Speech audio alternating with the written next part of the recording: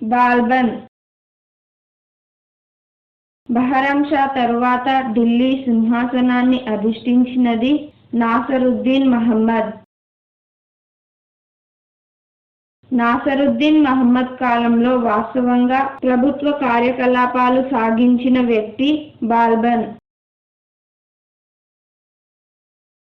బాల్బన్ అసలు పేరు బహావుద్దీన్.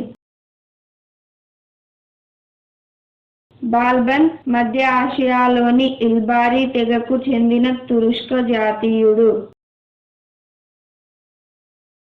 బాల్బన్ పరిపాలనా కాలం క్రీస్తు శకం 1266 నుండి 1287 వరకు. బానిస వంశ రాజుల దర్బారులో 40 మంది సర్దారుల కూటమి చిహాల్గనీ ఉండేది.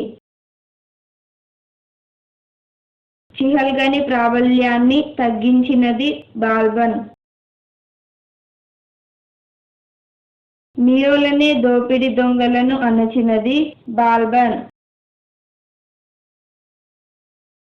బాల్బన్ కాలంలో తిరుగుబాటు చేసిన బెంగాలు నాయకుడు టుగ్రీల్ ఖాన్.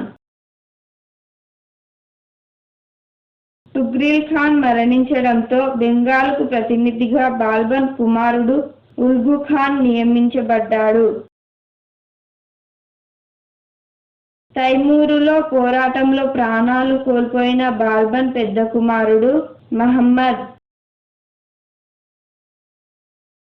బాల్బన్ క్రీస్తు శకం 1287లో మరణించాడు.